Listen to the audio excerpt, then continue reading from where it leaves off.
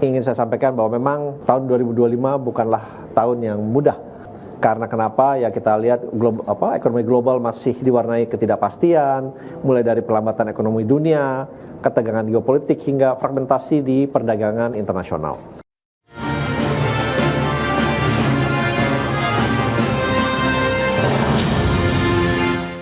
Ya, pemirsa, Kementerian Investasi dan Hilirisasi Badan Koordinasi Penanaman Modal mencatat realisasi penanaman modal asing mencapai 900,9 triliun rupiah di sepanjang tahun 2025. Namun, realisasi penanaman modal asing tersebut terhadap perekonomian tidak sebesar tahun-tahun sebelumnya. Penguatan investasi asing selama 5 tahun terakhir menjadi salah satu penopang pertumbuhan ekonomi nasional mulai kehilangan tenaga. Di mana untuk pertama kalinya sejak tahun 2020, kontribusi penanaman modal asing terhadap produk domestik bruto tercatat menurun. Data Kementerian Investasi dan Hilirisasi Badan Koordinasi Penanaman Modal menunjukkan realisasi investasi asing langsung sepanjang tahun 2025 mencapai 900,9 triliun rupiah. Namun meski angka ini tetap besar, tetapi porsinya terhadap perekonomian nasional tak lagi sebesar tahun-tahun sebelumnya. Menteri Investasi dan Hilirisasi Kepala BKPM Rosan Roslani mengatakan, dinamika geopolitik dan geoekonomi di sepanjang tahun lalu menjadi tantangan utama penyaluran investasi ke Indonesia. Dalam kesempatan ini ingin saya sampaikan bahwa memang tahun 2025 bukanlah tahun yang mudah.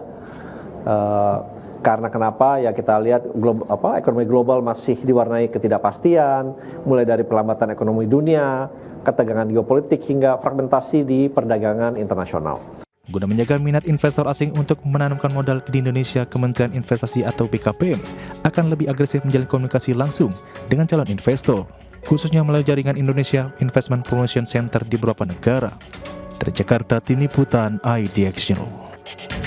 Ya, pemirsa, untuk membahas tema kita kali ini, rasio penanaman modal asing terhadap PDB turun, alarm daya saing Indonesia. Kita sudah tersambung melalui Zoom bersama dengan Mas Ahmad Heri Firdaus, peneliti Pusat Industri Perdagangan dan Investasi Indef. Kemudian juga ada Pak Hadi Nenggolan, Wakil Sekretaris Jenderal BBP Himpunan Pengusaha Muda Indonesia atau HIPMI. Langsung saja kita sapa ini. Halo, Mas Heri, apa kabar? Baik, Mas Pras. Baik, terima kasih juga atas waktu yang disempatkan. Kemudian Pak Hadi, apa kabar Pak? Kabar baik Pak Pras. Baik, terima Semangat kasih. 2026. Yes, selalu semangat ya. Tahun baru 2026 dengan tantangan baru yang mungkin nanti kita akan carikan solusinya bersama juga. Nah, ini menarik, tadi sudah disampaikan.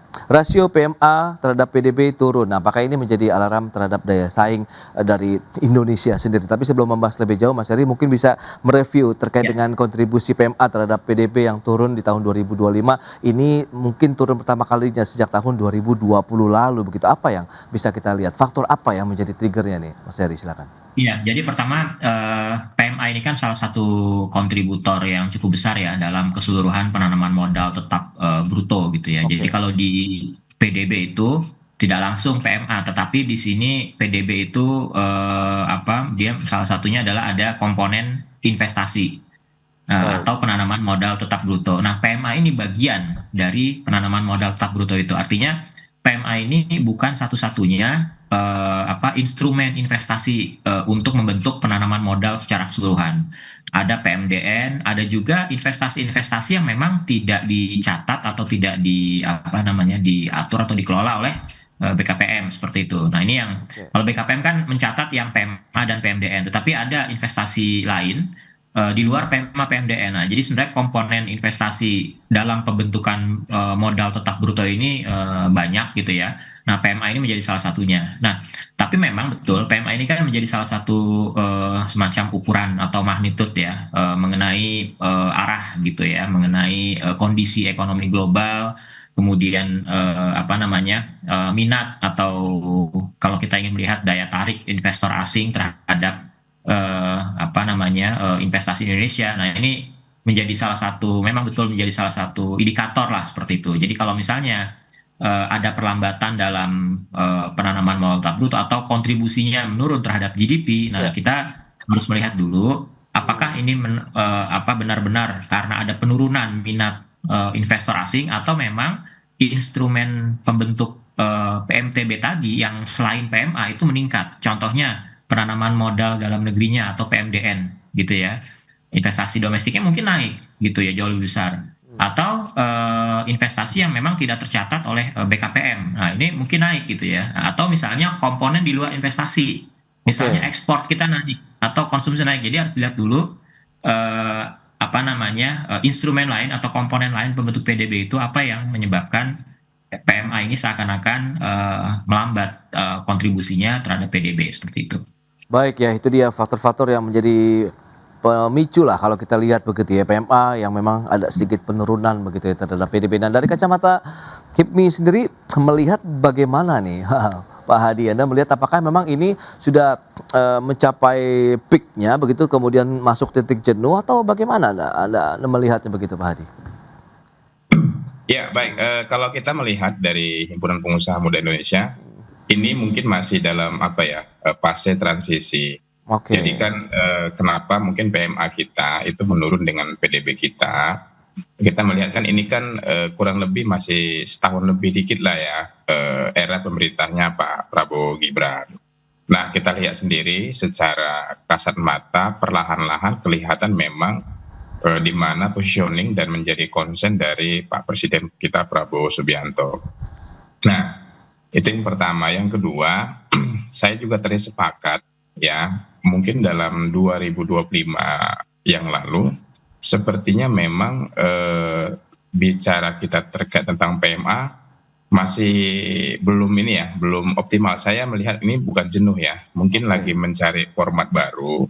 Kira-kira dengan eskalasi konstelasi geopolitik yang terjadi di dunia global ini, kira-kira format PMA yang paling safety itu di berbagai negara, khususnya di Indonesia itu seperti apa gitu. Nah, ini juga menjadi pemicu menurut saya, menjadi faktor juga.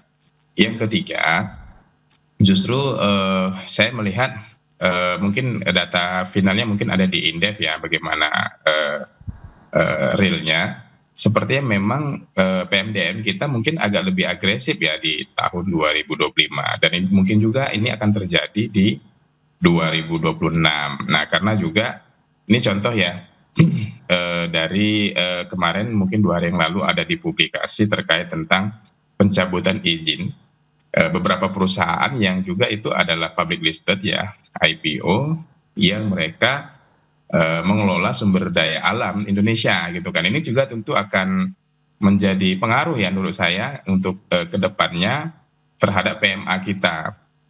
Artinya perusahaan-perusahaan yang sudah berusia, ada yang 40 tahun, 30 tahun, yang juga mereka sedikit banyaknya juga ada investasi asing, misalkan Agriroad itu yang ada di ini ya, yang ada tambang emas yang di Tapanuli Selatan itu kan 2 hari yang lalu kan ditutup.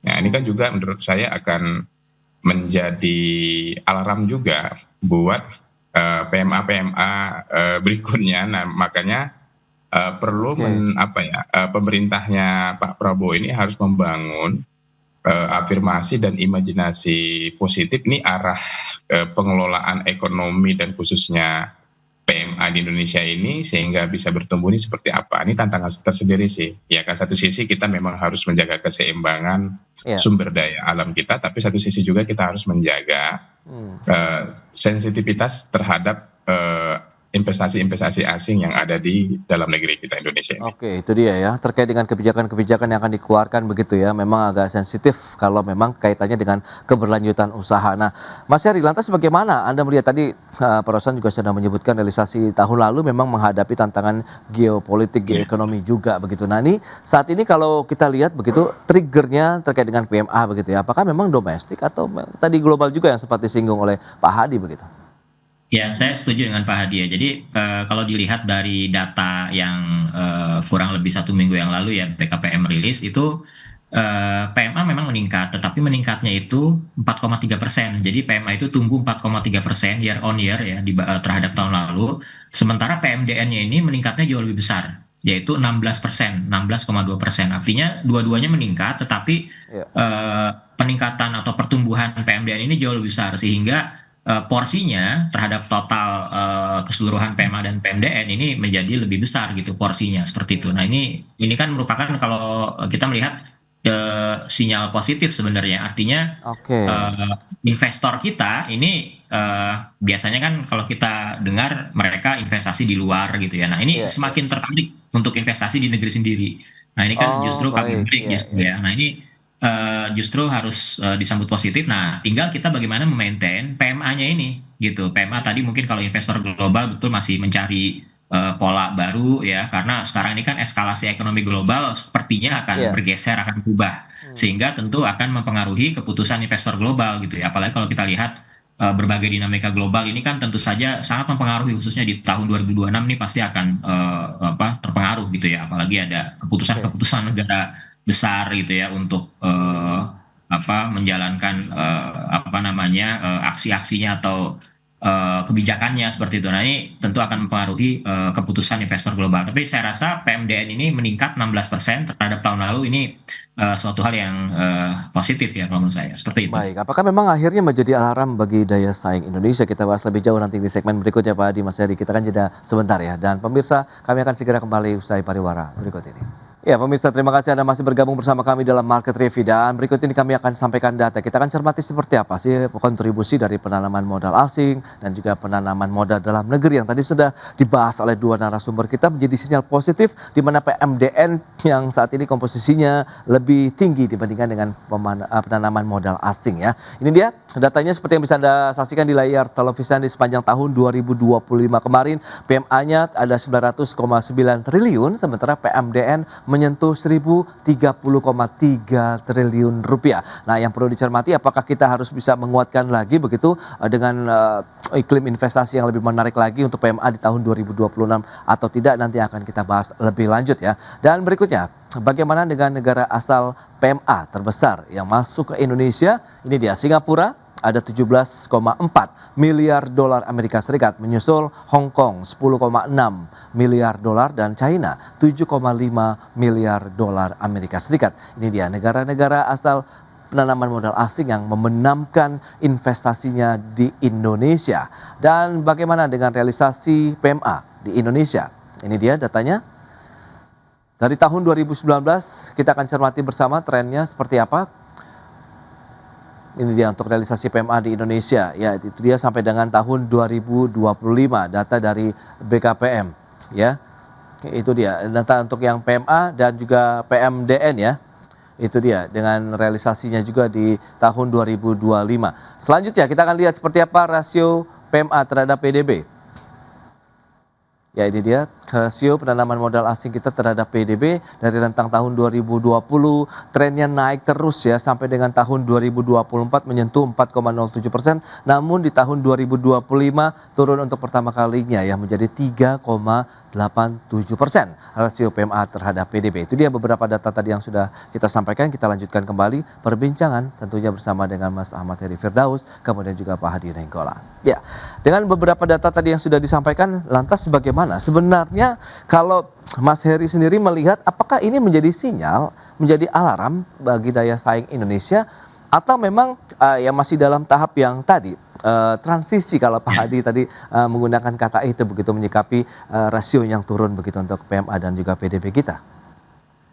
Iya, kalau melihat daya saing Indonesia ya, sepertinya kalau kita melihat cerminan dari kinerja PMDN yang meningkat ya, apalagi kalau kita lihat kinerja PMDN sepanjang tahun 2025 kemarin, itu dalam setahun itu tumbuh 26,6% pertumbuhannya dibanding tahun 2024 gitu ya. Artinya ini kan tidak ada masalah sebenarnya. Artinya minat investor tetap tinggi ya, hanya saja di sini PMDN meningkat jauh besar 26,6%. Apalagi kalau kita lihat kan sekarang pemerintah ini terus berusaha untuk memperbaiki segala sesuatu yang terkait dengan kemudahan investasi, perizinan ya. Intinya adalah iklim usaha akan dibuat kondusif mungkin dengan daya saing yang semakin baik ya. Jadi upaya pemerintah tetap berjalan di situ. Nah, hanya saja memang tinggal faktor-faktor pendukungnya, ekosistemnya seperti apa. Contohnya seperti infrastruktur, apakah sudah siap ya, sudah ready. Kemudian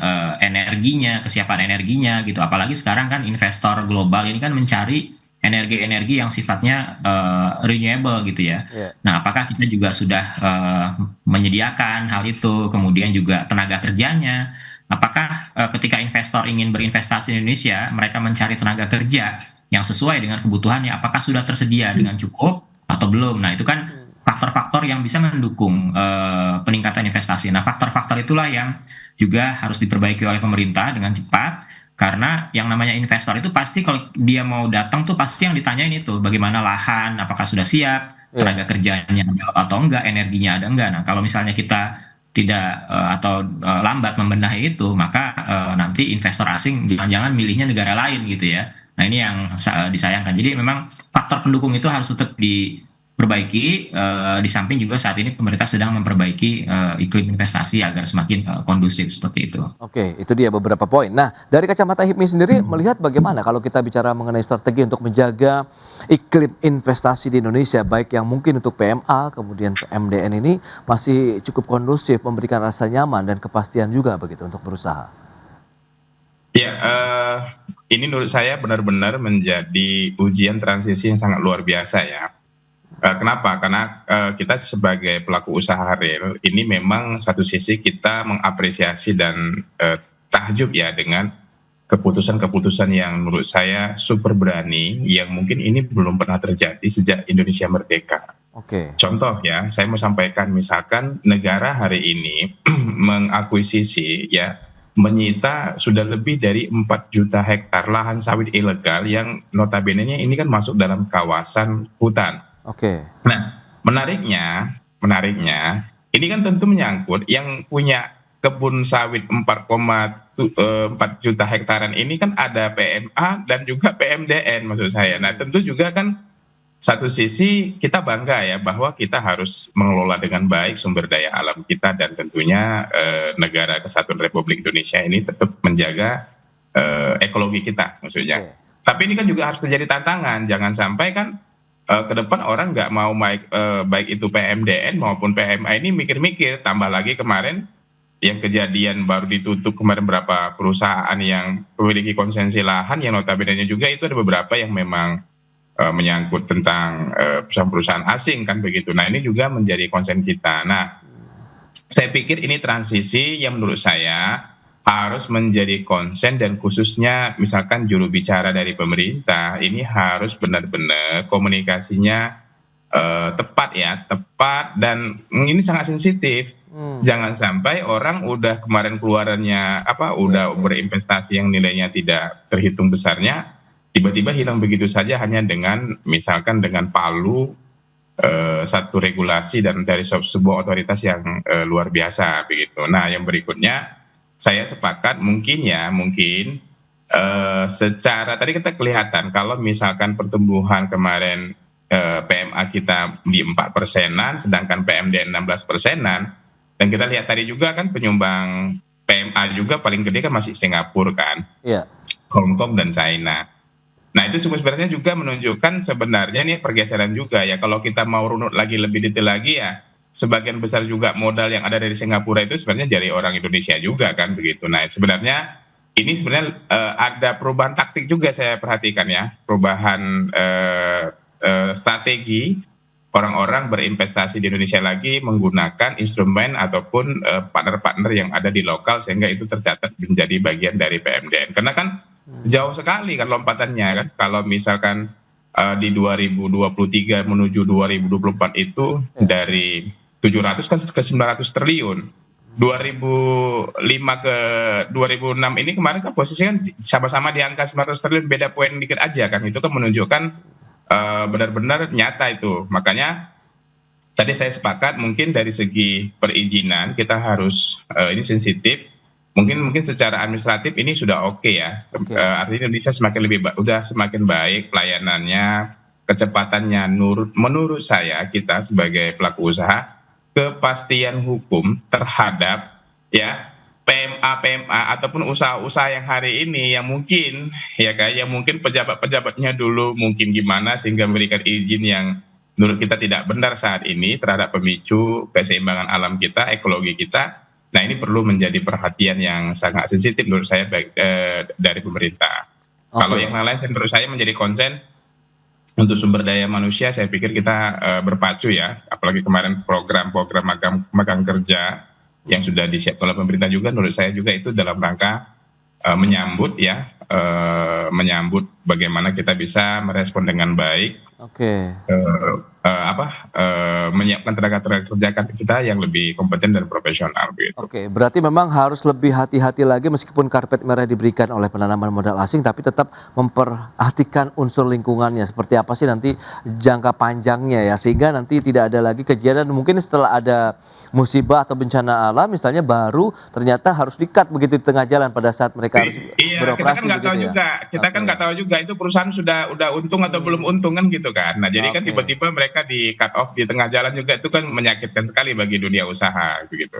Baik, nah harapan Anda ke depan seperti apa jadinya Pak Hadi kalau menyikapi ya dengan kondisi tadi? Tadi keseimbangan PMA, PMDN ini harusnya memang lebih tinggi PMA kah atau PMDN atau seperti apa? Meskipun tadi Seri Firdaus menyatakan justru sinyal positif kalau PMDN-nya yang memang sudah mulai mendominasi. Nah dari kacamata Anda seperti apa nih?